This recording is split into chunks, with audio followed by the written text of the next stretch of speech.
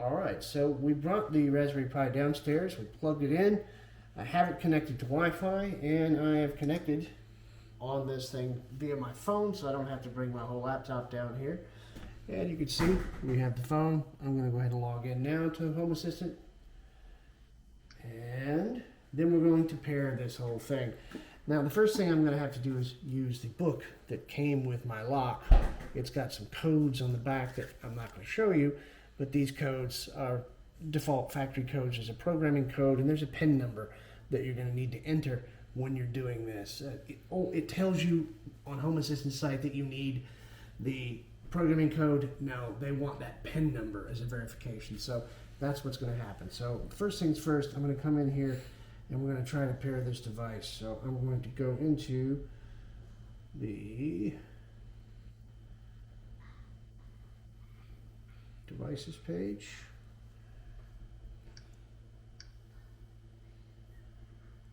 Pause it. Pause it. Stop the recording. Okay, I'm going to go ahead and add a device. Don't know if you can see this on the phone here, but I'm going to add the device. And then we're going to search for a device. And what I need to do here is take the lock off and hit this button here. And now I need the key on my device, or enter the 5-digit PIN, which I talked about before. It wants the PIN. I'm going to enter that. If I can type today.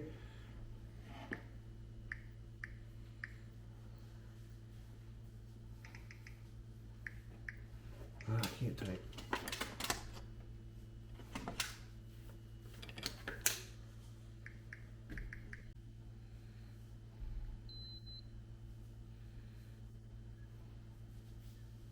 The green says it's good, but now I need to let this get any device information from it. You have to have this really close to the device in order for this to work. And that's going to take a little while. Okay, so you can see we have the touchscreen deadbolt ZWave in there. It says the device is currently being interviewed and may not be fully operational. This step is going to take a while. I typically just leave this hanging here and let it go. I'll come back in 10 minutes or so, and then it should be done. I'll take it back upstairs and set it up, and then we'll be back.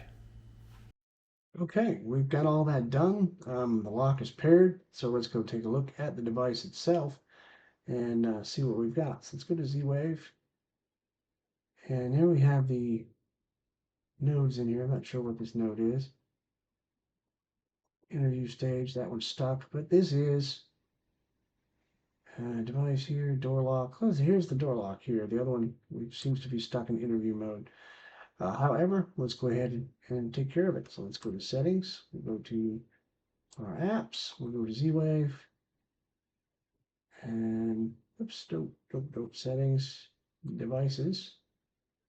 ZWave. We have 3 devices. You see the touchscreen deadbolt ZWave Plus here. So there it is. I'm just going to rename that to front door. We'll call this in the living room and we'll update it. Now if we take a look at this, we can see we have different sensors in here. There's a bunch of different sensors in here we need to configure because it doesn't have a door status thing. We'll take care of that later. Current lock mode tells me it's unsecured. Within here, and of course we have automations. There's actually a automation out of the box we can add to this if I can find it. And there it seems to be under configure. We have the beeper enabled, vacation mode, lock and leave mode. This controls push button, that's it. User leave, blah, blah, blah, alarm off, alarm sensitivity. Auto lock enable, and this means if the deadbolt isn't done after 30 seconds, the door locks itself. That way I don't forget and leave it unlocked overnight. I'm going to install a door sensor later and use that to detect whether or not the door is open. If the door is open, I won't let this auto lock fire. I'll use a different automation for this instead of this particular one here. But I don't have the door sensor yet.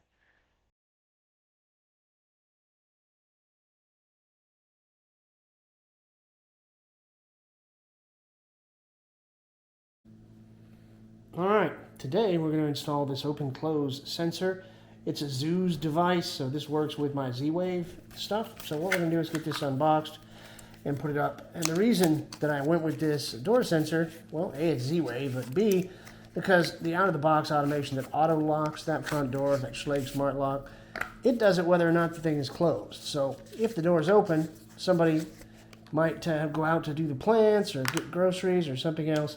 Well, it shuts or it closes the deadbolt. And if somebody then closes the door, they can scratch or damage the door frame, or if they do it hard enough, break the lock.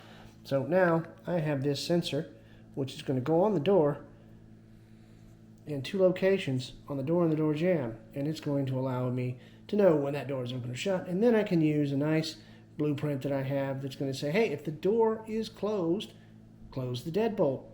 If the door is open, do not close the deadbolt. Here, let's see how this thing is supposed to go on and what I need to know about it. We have the specifications, dimensions, installation, tells you how to power the sensor. We're supposed to use this little triangle thing that's included to pull the tab from the battery access door, don't close the cover, blah, blah, blah, blah. The LED sensor will start blinking for around 10 seconds once the sensor is powered. Then I have to make sure the battery is inserted correctly, LED indicator. Then we add the device to my hub. This is the most important thing, is initiating inclusion pairing. So what I need to do is make sure that this is next to the hub. So I'm going to go upstairs to the closet where I have this installed and pair it, and then I'm going to bring it back down here once it's activated and set up, and then I'm going to install it on the door just like that. And I'm going to try to do that at the top the way they have that pictured, because I don't want my kids to knock it off. They give me this nice little adhesives that should do the trick, but they also have some screws in here as well. All right, let's go pair this thing. Okay, so we need to get this little door thing paired up. So what I have to do is open it, and you're going to see inside there's a little battery tab here. It says pull. I'm going to take that off. When I do, it's going to start flashing, and I need to get it paired up. And it needs to be right next to this for a secure pairing. So I'm going to walk it into the other room, and then we're going to show you how this thing works. So I'm going to walk it to the other room, and then we'll get this started in Home Assistant. All right, that's right in there and done. So what we're going to do now is we're going to go to Settings, Apps, ZWave JS. We're going to open that web UI, and we're going to hit that little infinity manage nodes. We're going to set this inclusion mode, and we're going to name a name to this. We're going to go with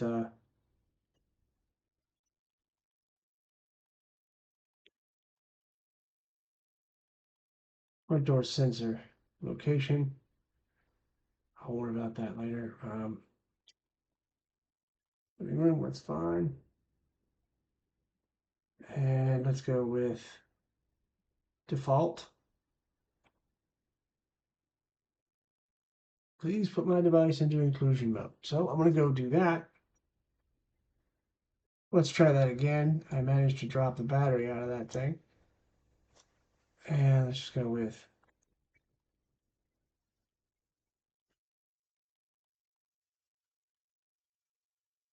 next. Sync. Now, let's make sure that it is in inclusion mode over there. And here we go. Authenticated. Looks good. All right. That's always so much fun.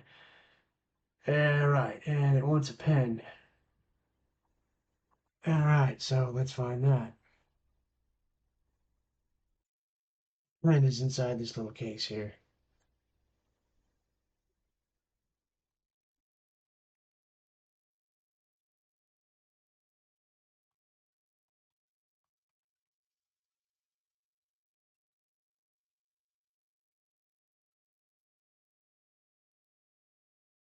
Mode 7 added with S2 or security S2 authenticated. Done. Like it. All right. So now we have the open close sensor, and it's asleep. We can go deal with that now. And so the next thing is to install this. Now that we have everything in place, let's go ahead and set some automations that make sense. Let's fix that whole annoying problem where the door lock was locking when it was open, and then we'd hit the front door jamb with the deadbolt. Well, I came in and built an automation here where I'm going to look to see if the front door sensor device, if the trigger is the front door is closed. In other words, we detect that the door has been closed and we wait 30 seconds. If the front door is unlocked, that's the next condition here. And if the front door is unlocked, look at the front door device, condition front door is unlocked. Well, then again, if the front door sensor is closed and 30 seconds later the front door is still unlocked, we're going to lock the lock. Entity is the front door, and the action is lock a lock. We're going to show you how I put this together just for fun. So again, I'm going to do this. Sensor closed, doors unlocked, lock, lock. Create new. Create a new automation. We'll call the trigger here. We're going to go with device. We're going to go with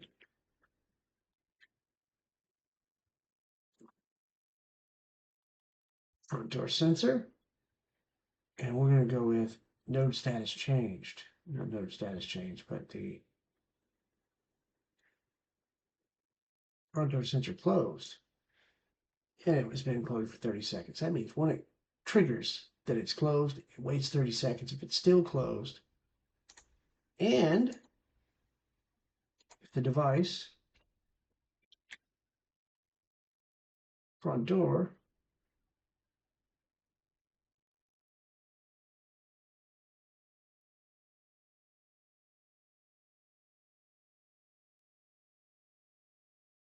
is unlocked, then we're going to go with an action. Action is lock, lock a lock.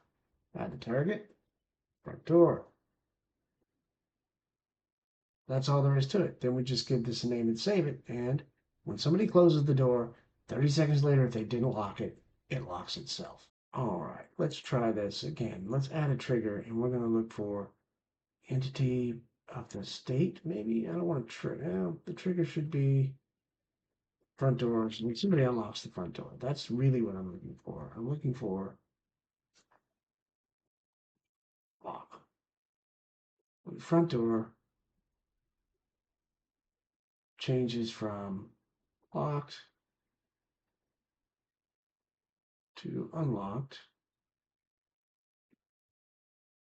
If it changes from locked to unlocked, it remains that way. I'm going to give it 30 seconds. Save. Or cancel. And then we want to add a condition. And if the entity state front door, or let's say closed,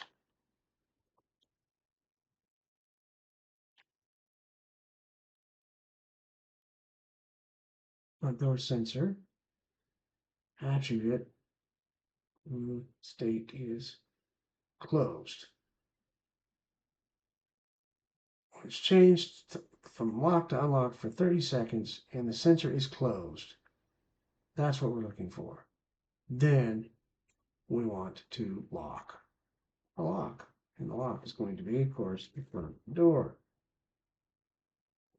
Save. And we're going to call this lock the door if I forgot to do it. All right. So that's back. We're going to change that. That's unlocked. I'm going to change that state. Change the state. Door's closed.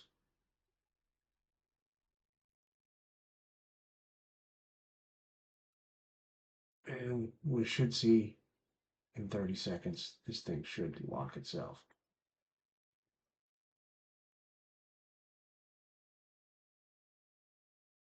Again, it's unlocked.